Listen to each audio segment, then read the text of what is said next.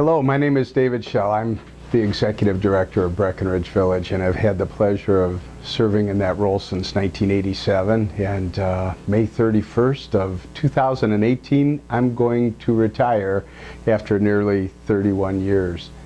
And I was asked to do a little bit of a remembrance of Breckenridge Village and talk about the history. So it's my pleasure to be able to do that. So I'll kind of start from my beginnings and recollection. For one of the things that I always felt so fortunate about was that I had the opportunity to know so many of the people that were instrumental in the start of Breckenridge Village.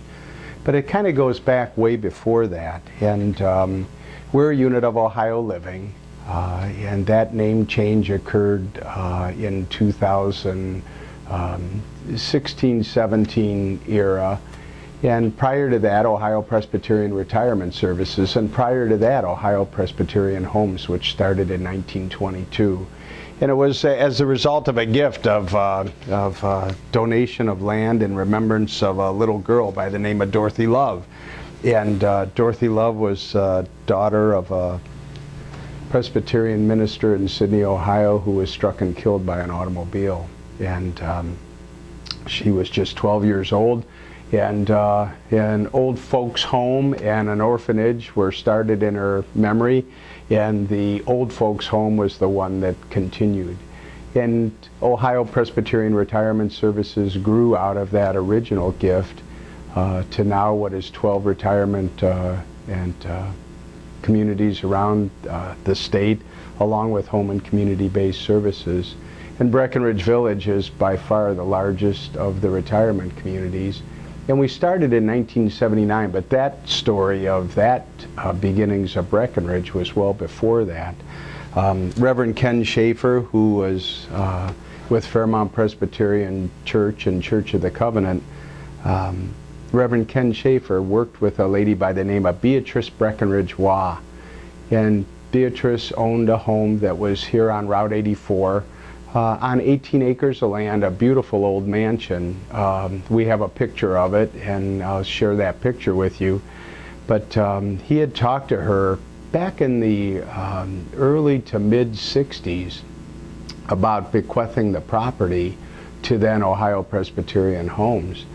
And it was not known until many years later that she was indeed going to bequeath the property. And here in the meeting minutes of April 1968 of the Synod of the Ohio Presbyterian Church is the documentation as to the gift from Beatrice Breckenridge Waugh, where indeed she did bequeath the property. So the organization kind of set out to do a number of things. One was to get the community started, and there were many instrumental people in the beginning of that. One of the individuals was Carl Brew, and an individual by the name of Stephen Mentor. And Stephen was a caseworker for the city of Cleveland. Carl Brew was a member of Fairmount Presbyterian Church, and the church and the synod asked them to do a shared study of older adult ministry in Ohio, in Northeast Ohio. And they basically looked at the needs of older adults and surmised that a couple of things needed to occur. One was that the community should not be an oasis unto itself, that it should reach out into the greater community through services and programs and activities and engagement within the community and out in the greater community. And then the second thing was that it should serve a broad socioeconomic background. And that, in essence, became the basis for the foundation and planning for Breckenridge Village. Stephen Mentor then went on from being a caseworker in the city of Cleveland to the president of the Cleveland Foundation, and Stephen's indelible mark would be left on this organization through support for many of our programs, many of our grants, and activities related to that. Carl Brew was just an energetic individual. He and Jenny were involved in the parent board of Ohio Presbyterian Retirement Services. Carl served on the selection committee here. His family was involved with Acme Machining, a huge concern in the city of Cleveland. But Carl was an extremely humble individual. he and Jenny eventually became residents of the campus, and have both since passed, but lived in one of the ranches.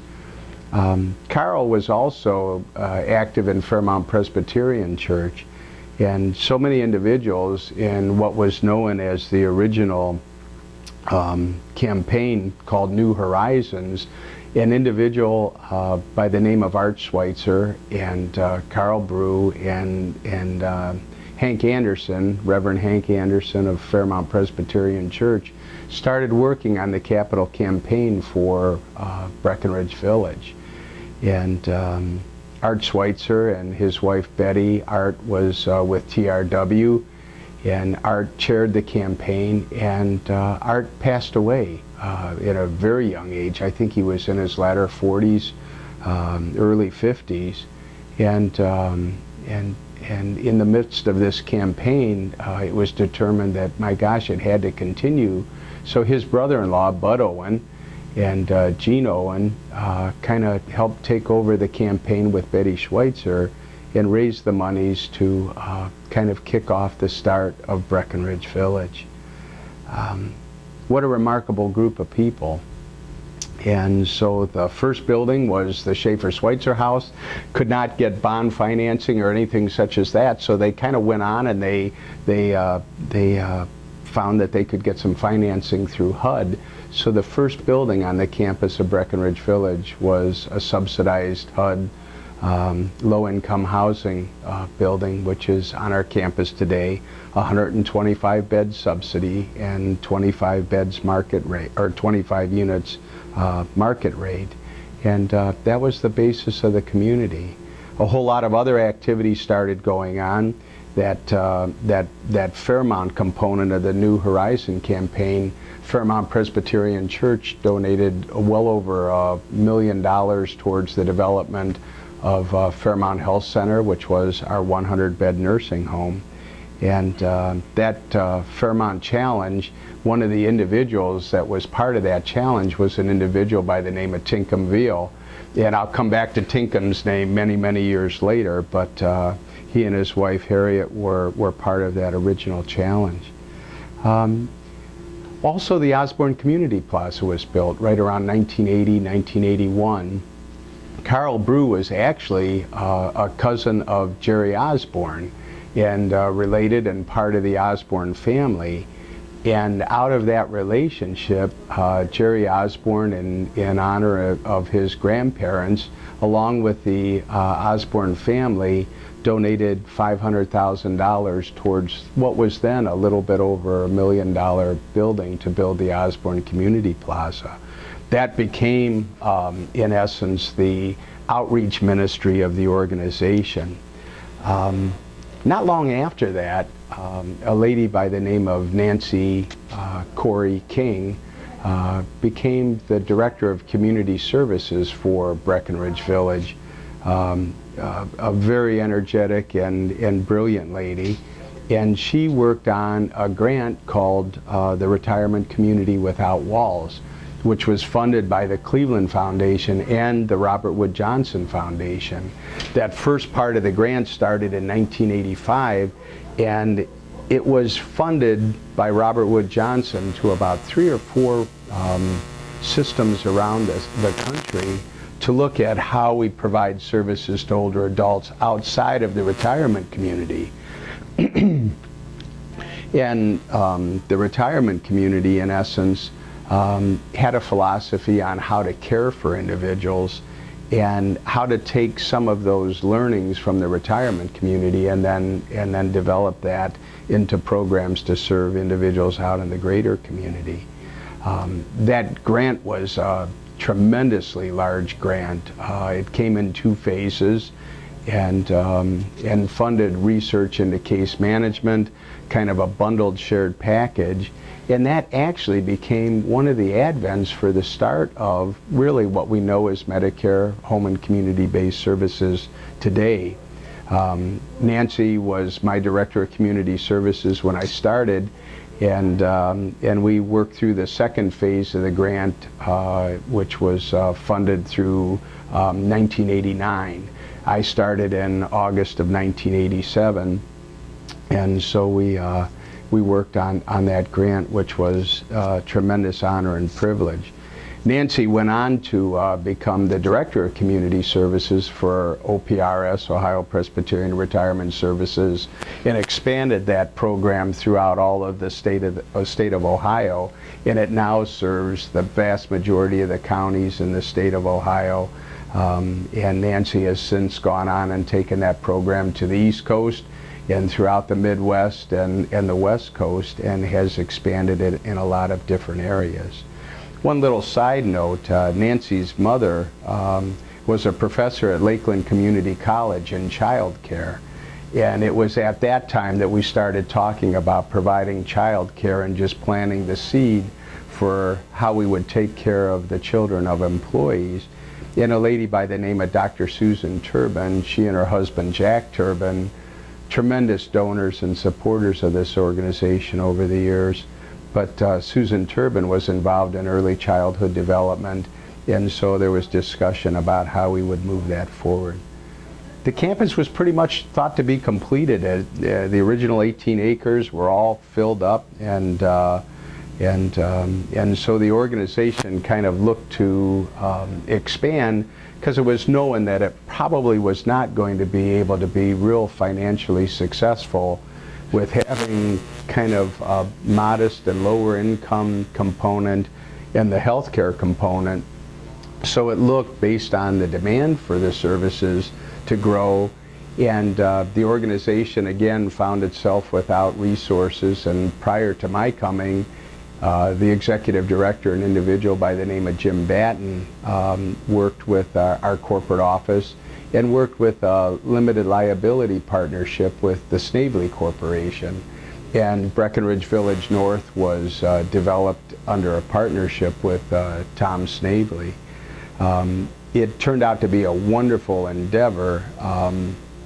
It enabled the organization to grow.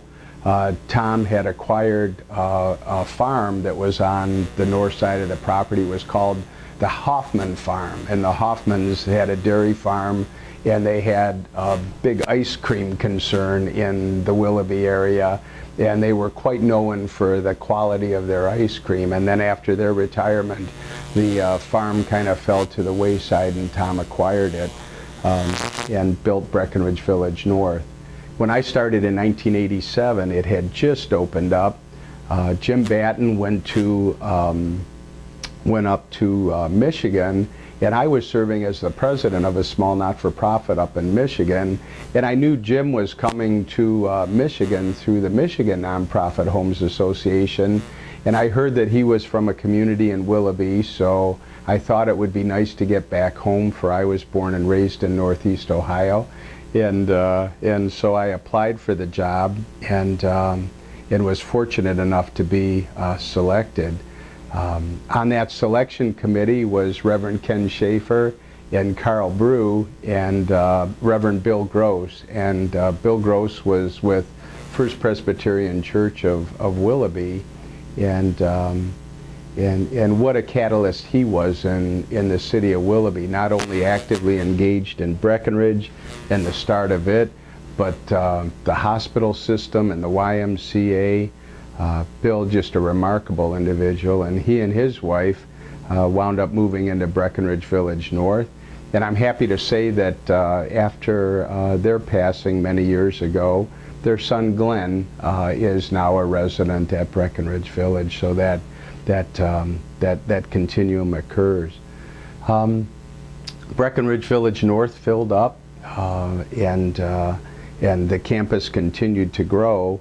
And then we determined that we needed to connect the campus, for you could not get from one end of the campus to the other because we didn't own the land in between. So the property was acquired from the school board to connect the properties, and in 1990 and 91 we did the second phase of the ranches, and we wound up the complement of the supporting with expansion 30 additional ranches, and the campus continued to grow. One of the things about Snavely Limited Partnership was that we did buy it out then. It had a buyout 10 years later, but we decided to buy it out a little bit early. And one of the persons that helped so much in that process was an individual by the name of John Gustafson. And John was with Ostendorf Morris and was retired as the president and chairman of the board of OM. And he and his wife Ashley lived in Wade Hill. He served on the board, and obviously at Ostendorf Morris, being one of the largest commercial real estate organizations in Ohio, he was instrumental in kind of helping us with the acquisition of Breckenridge Village North. So we bought out Breckenridge Village North, and he and Ashley eventually moved into a ranch here. One of the things I mentioned about coming to Breckenridge Village, right after I started, I was going through some of the old board meeting minutes, and I found out two things. One was that they had had some talk with Grace Episcopal Church way back in the mid-'80s about perhaps acquiring that property, and lo and behold, North developed. The church was not interested at that time, and I'll kind of come back some 20 years later to the connection back to Grace Episcopal Church. The second thing I found out from the meeting minutes was that I was the #2 candidate for the job. The #1 candidate had turned them down, and so they went to the #2 candidate, which was me. So I was the pinch hitter. So I hope that I did all right as a pinch hitter over the last 31 years. I can't say enough about all the staff that have been a part of this campus. From the very beginning, there's been a spirit on this campus of giving, and the residents giving, and some very committed staff.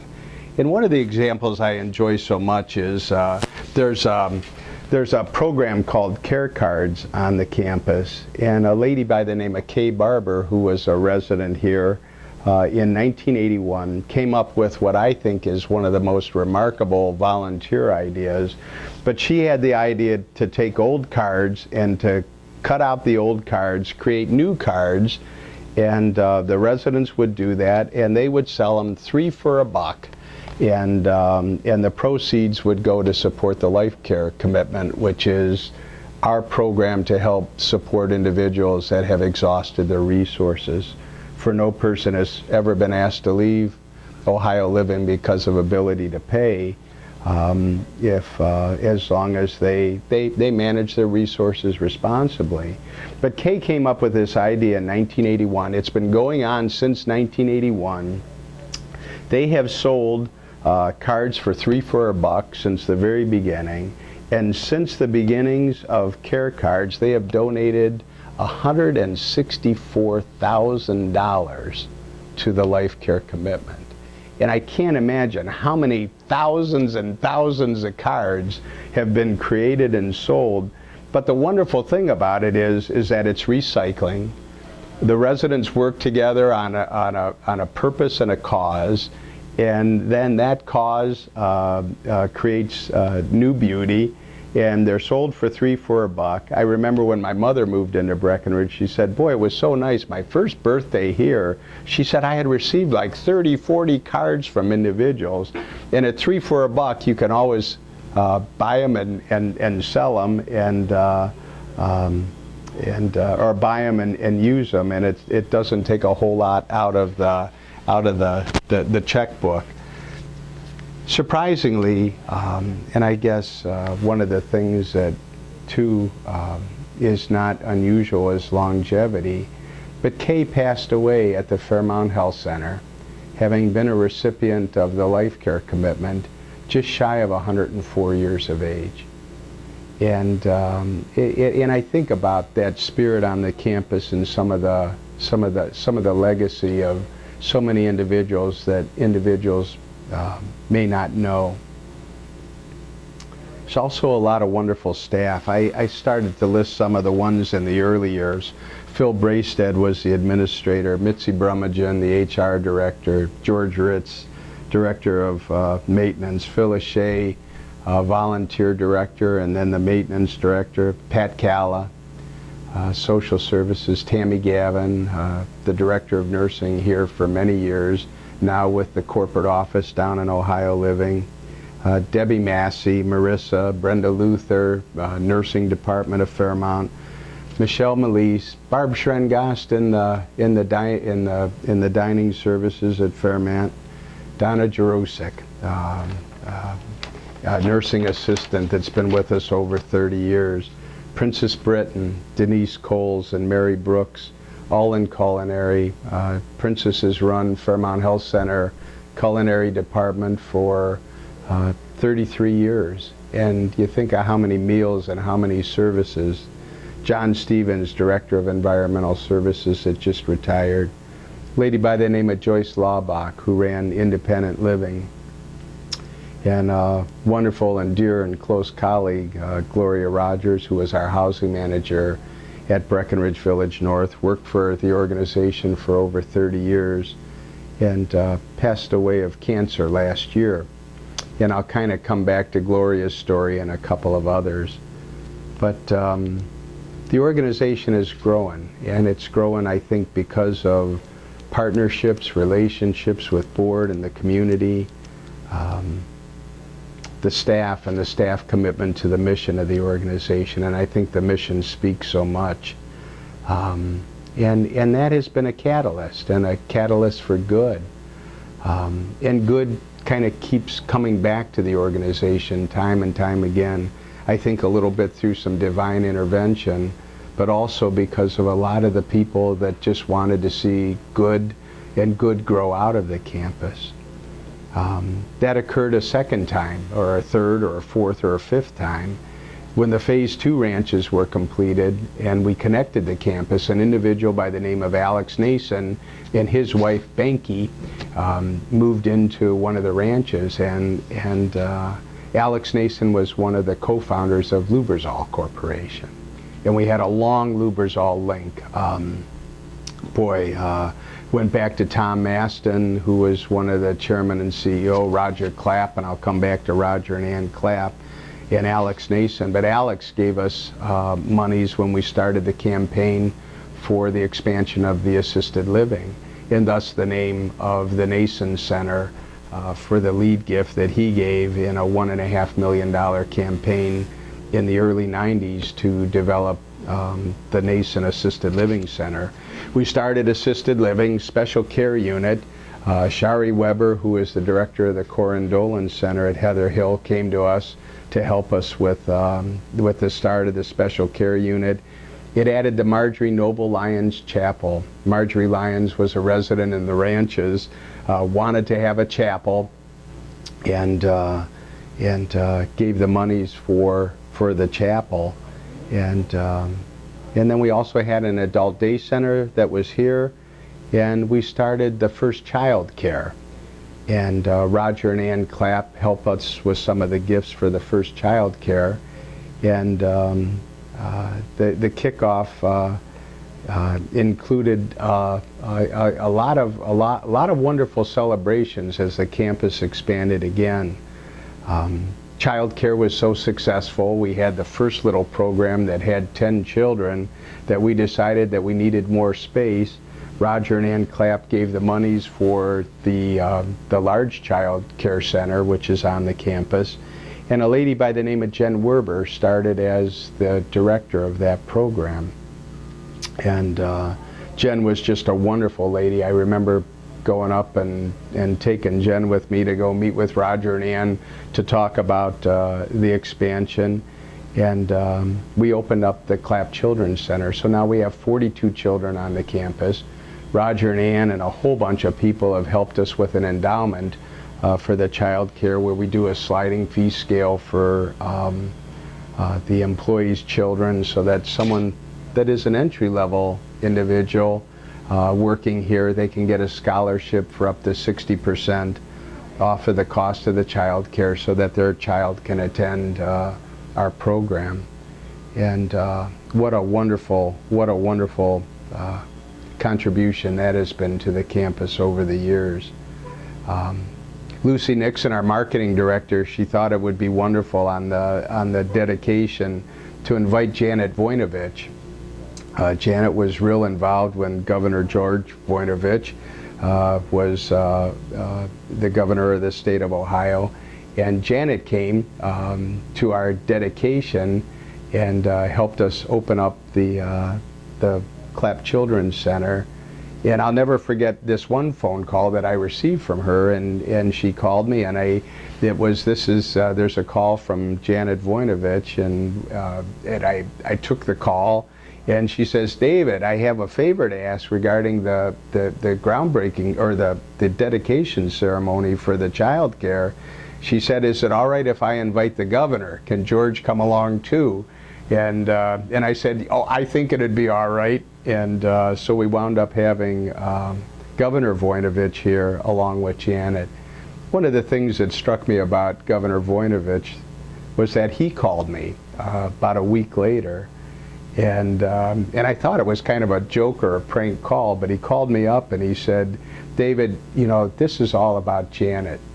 I'm coming as a guest. I want nothing about, you know, my presence. And he wanted to make sure that what we had originally set out to do was to celebrate child care and its contribution on this campus, that she would be the focus of the event. We had a wonderful day, beautiful day, and the program has been so positive. Jen Werber ran our child care, and in her early 40s, one day at work, she blacked out, and we came to learn that Jen had brain cancer, and she succumbed to brain cancer at, I think she was 42 years of age. 2 young children in the Willoughby school system, and her husband. And it was at that time that we really started to think about, well, what does it mean to take care of our employees? And we started to think about programs to help support special needs of our employees. We've had 5 employees over the year succumb to cancer, major health issues, and Gloria Rogers was the most recent. And so we started to think about a program called Support the Caregiver, and I'll come back to that in just a little bit. After we completed the Clapp Children's Center, Lois Calderwood started as our Director of Community Services, following Nancy King, and she basically took the idea of adult day centers and created 3 adult day centers, one here on our campus, one in Orange, and one in Paynesville. And unfortunately, the public support for adult day centers is a wonderful concept, but unfortunately just not a whole lot of support financially for that. Lois and I worked together. There was a lot of support for research during the 90s to look at how we take care of older adults, and she and I worked on the employed caregivers in the workplace to study employees that are taking care of parents, and we won a national award from the American Association of Homes and Services for the Aging for that grant research. The Parish Nurse Program, Advanced Care Planning for Case Management and Hospice, Diabetes Management and in congregate care settings, Faith in Action, Care for the Elderly, and a lot of smaller grants. And I thank Lois for all of her work in that area. The spiritual life so important too. Reverend Rod Funk and then Reverend Don Grauer helped us start the Stephen Ministry program. We were the 2nd Stephen Ministry program in the country, and the program went on for years and years and years to help volunteers grow in development. We did a life care endowment campaign back in 95 to 99 called Keeping the Promise. And in that campaign, the local chair was an individual by the name of Erwin Diekman and George and Julia Tanner, Bob and Mary Ellen Calhoun, and the committee of Ann Clapp and Jack and Kay Ingersoll, Harvey Keel, Gino and Betty Schweitzer, Marjorie Shields, just a wonderful group of people. We had a goal of $3 million and we raised $4,236,000 in that campaign. And it helped grow Spiritual Life Endowment, capital improvements, and support the life care commitment. Says an awful lot about the giving on this campus. I went to corporate office for 5 years, from 1999 to 2003, and during that time was working statewide. One of the things was working on a master plan study for the growth of OPRS and particularly Breckenridge Village. Phil Braystead became the executive director, and then at about 2003, Phil decided to take a job a little bit closer to his family, and I asked if I could come back to Breckenridge Village and work on the growth of Breckenridge Village during its next phase of life, and I returned. So in that master plan study, we had a lot of major initiatives for growth and refinement. The first projects was the Manbeck Dining Room, expansion of the dining room at Fairmont Health Center. The Manbecks lived in the ranches, helped us with that. And then we engaged in what became the largest capital campaign in the history of OPRS, and that was our Assuring Excellence campaign. And in that campaign, we raised $7.3 million towards projects on the campus, and some $8.8 million towards the life care commitment. So all told, some $15.9 million was raised. We did the Mahan Cultural Arts Center. Doc and Marion Mahan lived at Breckenridge Village North. Doc Mahan was the doctor in Willoughby for over 40 years. And never married, and Marion Mahan was the home economics teacher at South High School, and she had never married, and they met at church, and they got married at at the age of 65 and moved into Breckenridge Village North, had a wonderful life. Doc Mahan was an avid fly fisher. We had an awful lot of fun talking about outdoor exploits, and Doc and Marion wound up leaving their estate to Breckenridge Village, and we developed the Cultural Arts and Life Enrichment Center, and it's named for Doc and Marion Mahan. And you'll see a little tribute to them in the Mahan Cultural Arts Center, some of Doc's old medical equipment and Marion's collection. We started the brownstone at Northridge, which was our first brownstone endeavor. Dave Casa, who was then the president, Ken Kemper, who was with our corporate office development, had talked to Minnesota Presbyterian Homes, and Minnesota Presbyterian Homes said that they were looking to expand, and they did, and they developed something called a brownstone. And they said it was very successful. We were looking to expand, but probably were looking to build more ranches because we had so much demand. And they said, well, why don't you come up? So Catherine Eloff, chair of our board, and Lucy Nixon, our marketing director, and I went up in February to Minnesota and looked at their prototype, or their brownstone. And it was a very plain concept, but had underground parking, units on individual floors, and it really looked to fit the bill. So we came back, and they gave us permission to utilize the basis of those plans. Mike Milligan, the architect from Columbus, helped us draw up the plans, and the first brownstone on our campus was built. And before those 27 units, before the foundation was even out of the ground, they were completed and spoken for. And so that completed our marketing endeavors there.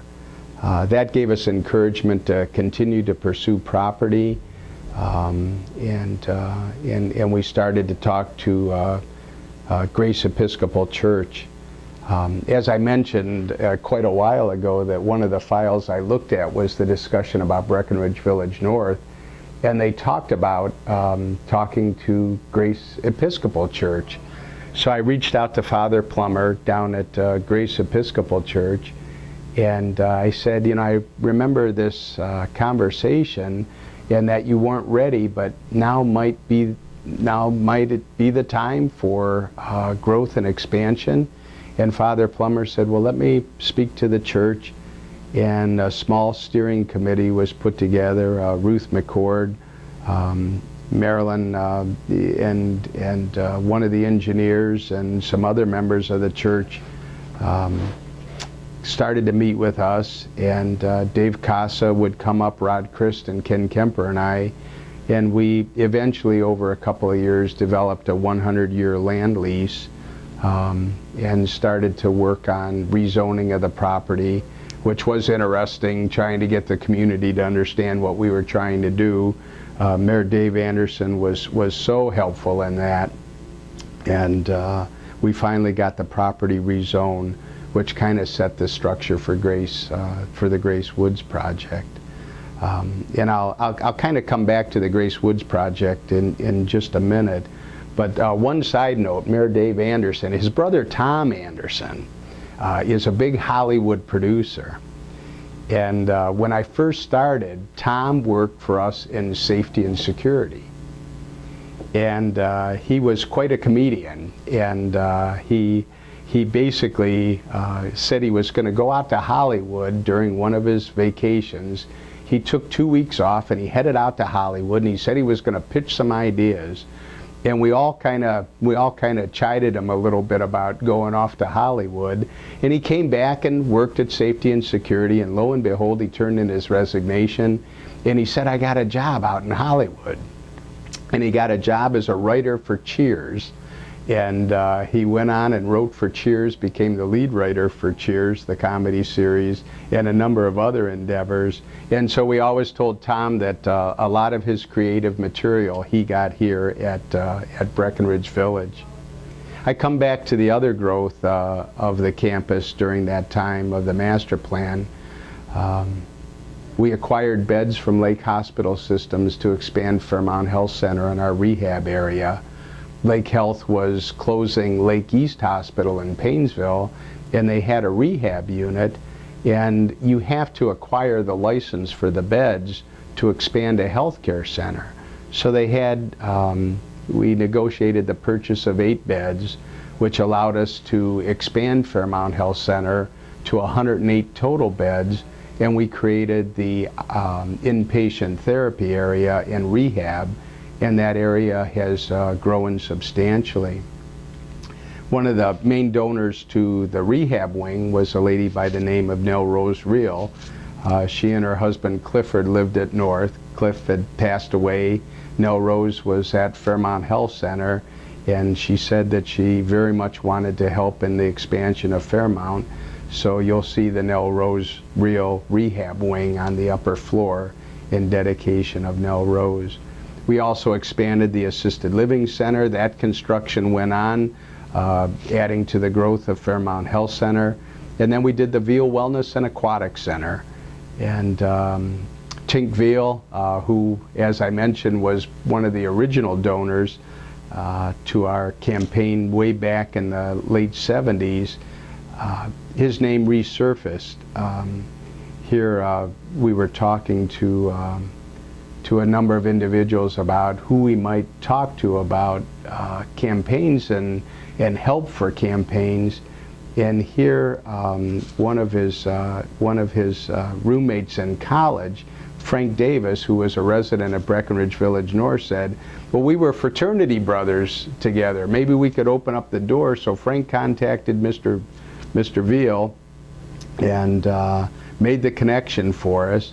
Mr. Veal, as many of you may know, was Case Western Reserve University's largest donor. and gave to the Veal Wellness Center on the campus of Case Western Reserve University, and most recently the Student Center. Well, I made a couple of calls on Tink, and Tink politely told me to take a hike, and yet we kind of maintained contact. And a number of months later, he called me up, and here he had fallen, and he found that therapy for older adults was pretty terrible, and he was intrigued by our idea to create a program for rehab that really looked at some unique services for individuals. And he basically wound up doing the lead gift for the Veal Wellness Center, and we built that entire building with gifts. Gene Patterson, the Patterson Pool was instrumental, Jack and Kay Ingersoll, and a number of other individuals. I kind of go back to Gene Patterson. She introduced me to a therapist that she was working with down at the Peter B. Lewis Center, a therapist by the name of Mimi Pekarik, who is now our director of outreach and therapy, outpatient therapy. And Mimi helped us design the pool and worked with us on the design of the pool. And Mimi left Peter B. Lewis and was working with a therapy contract company. And just when we were getting ready to sign that therapy contract, I learned of Mimi's working for them. And I told the president of the company, I said, I'll sign the contract as long as we can have Mimi as our therapist. And so Mimi came to us, and eventually, when there was a downturn in Medicare, the company kind of retrenched its position a little bit, and we were able to have Mimi come on full time. And what a contribution she's made to outpatient therapy. I mentioned Grace Woods, and we signed all the papers for Grace Woods in August of 2008. And as many of you know, in October of 2008 was the major downturn of the economy, what's been termed the Great Recession. And here we were committed to this major project, and it cannot go without notice that Lucy Nixon, our Director of Marketing, and our Board Marketing Committee, and so many individuals, along with myself and others, worked so hard to make sure that Grace Woods was successful, and thank goodness it was. We developed some remarkable buildings down there. I often said that one of the positives of a downturn of the economy was that we had very competitive bids. So we were able to put in 2-by-6-inch walls and solar panels for preheating. We put in geothermal heating and cooling. We were able to do a whole lot of things construction-wise that really made for long-lasting buildings. And River's Edge East and West and Woodland Ridge opened up. The second phase was the landing, and the final phase was the reserve, which opened up just about 2 years ago. Elaine Kuhl, the housing manager, Ryan Wagner, culinary services, John and Lucy, gosh, just did a wonderful job in helping to get all of the operational components of Grace Woods up and running. Bill Banke, one of our ranchers, was one of the first landscape architects registered in the state of Ohio, and Bill did the landscape architecture design for Grace Woods. And when you're down there in the springtime, those 123 suites are absolutely enhanced by the quality of the grounds and the water feature and all of those things. Really, really remarkable. One of the legacies I think that this campus leaves are the endowments. Our endowments now, I guess when I started, the endowments were about $800,000, and they now total in excess of $18 million and will continue to grow with gifts. They generate about $680,000 a year for programming, including Spiritual Life, the Cultural Arts and Life Enrichment Endowment, the Veal Wellness Endowment, the Clapp Children's Center Endowment, beautification and capital innovations, the life care commitment, and the two that I'm most pleased with, the Clapp Children's Center endowment to support scholarships, and the program that we called Support the Caregiver. I mentioned Jen Werber passing away from cancer, and Gloria Rogers. In that Assuring Excellence campaign, we set out a goal to raise $300,000 towards that endeavor of Support the Caregiver. And we exceeded that goal, which was wonderful. At about 4%, it would generate a few $1,000s a year, which was wonderful. And lo and behold, many years later, the Clapp children of Roger and Ann, Martha, called me up and said that they were closing the family foundation, and they said, you know, Breckenridge was our parents, one of the organizations that they felt so strong about, and they said that we wanted to close the family foundation and we wanted to support Breckenridge Village.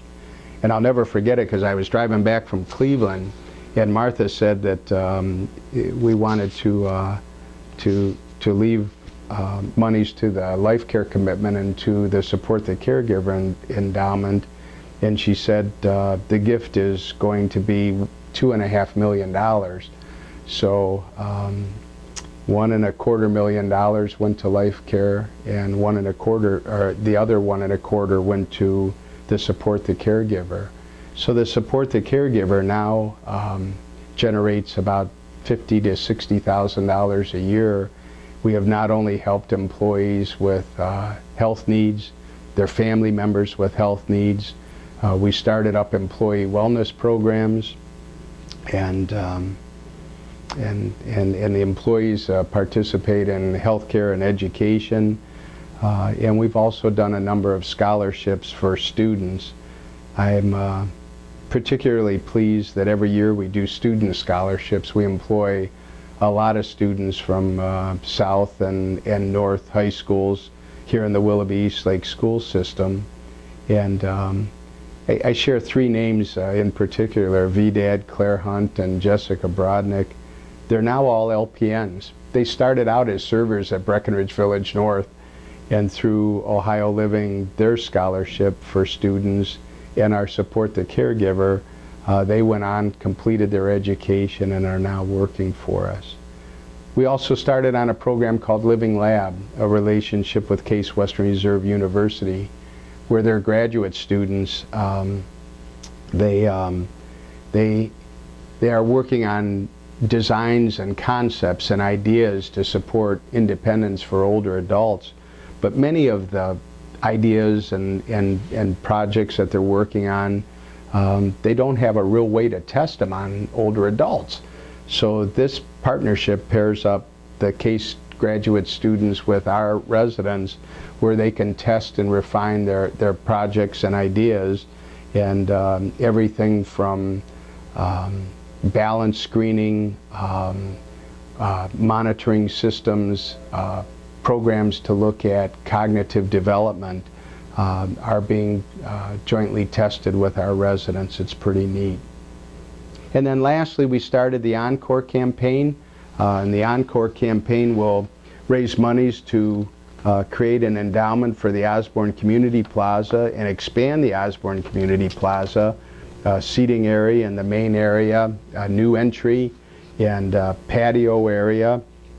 And we set a goal of $2.2 million, and as of today we're at about $1,965,000. So by the time I retire, we'll, I think, be far enough along where that project will go. And I was most humbled when I found out that my past board and the current board had, and Friends of Breckenridge had designated $101,000 in gifts to allow me to name the bistro. And so I think I'm going to call it the Shell's Bistro, and very, very humbled that that gift was made, and I've joked that I'll continue to go on in spirit through the gift of the monies for the bistro. We were able to acquire a liquor license, which was the first again in Ohio Living, and so we'll be able to sell alcohol and spirits there.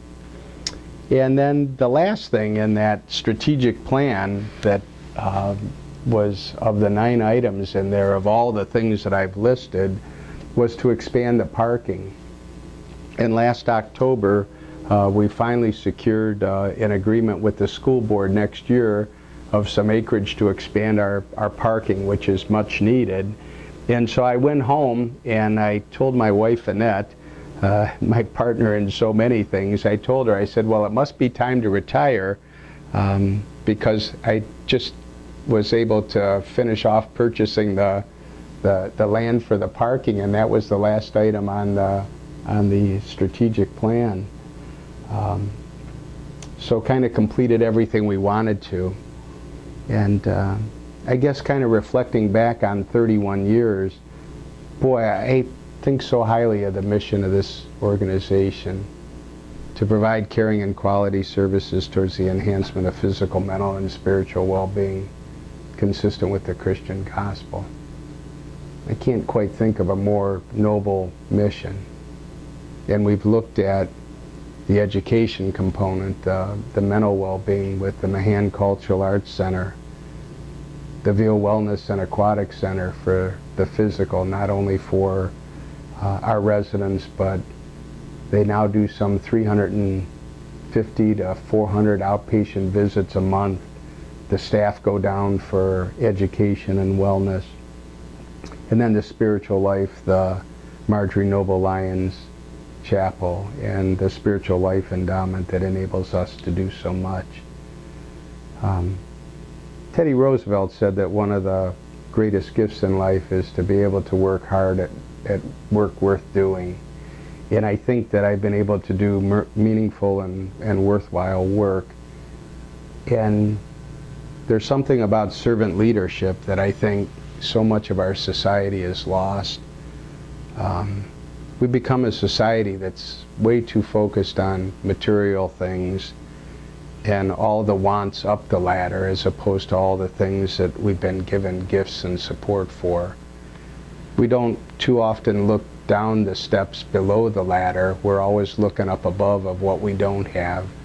And yet we do stand on the shoulders of so many wonderful individuals.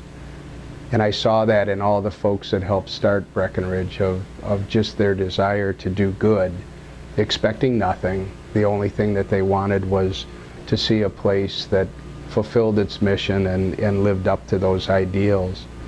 And that's been supported by so many individuals, board and families and our residents and all of those things. The legacy gifts, the endowments, seeking something that is going to continue in perpetuity, that works. Good begets good. I absolutely believe that. And I've been able to participate. I thank my staff and the local board, gosh, Amy and Lucy and Deborah Urksa, Lucy Nixon of the marketing department, John Stevens of environmental services, and now Warner Anderson, Josh Siegel and Elaine Kuhl and Diane Leiden, our housing managers, and now a couple of new faces, Nicole Williams and Marie Thur, respectively in human resources and in administration. And then just to be able to do fun things also. We've always had great volunteer recognition luncheons. Deborah does, and Becky Sutton, another long-term employee. Gosh, they do so much to create fun things to support our 30,000 hours of volunteer endeavors that occur on the campus. One of the things Becky was instrumental in was the honor flight. I've got a picture here. One of the things I got to do was accompany a 100-year-old veteran by the name of Al Martin to take a day trip to Washington, D.C. through the honor flight program the Honor Flight program, vets and volunteers from around the country had a mission to take the World War II vets to make sure that they saw the World War II memorial in Washington, D.C. At the very end phases of their life. And Al wanted to go, and so I told him, I said, well, Al, we'll figure out how to get you there.